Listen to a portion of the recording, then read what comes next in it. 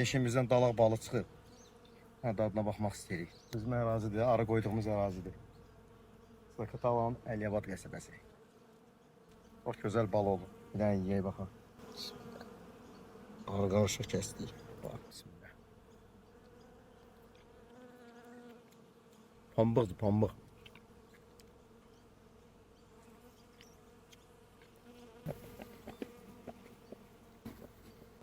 Sancıb, arı sancıb bax. Şura biraz, şura. Ən dolu yeri.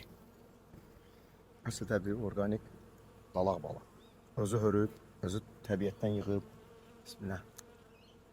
Sifariş verməyin, bu özüm üçün ancaq yeməyə var. Şəxsən qaynatan xahiş eləmişdi məndən. Kişinin arzusuydu ki, ömründə bir dəfə də olsun dalaq balı yesin. onun arzusunu həyata keçirdik. Bu da onun payıdır. Yəni satışda yoxdur, biləsiz.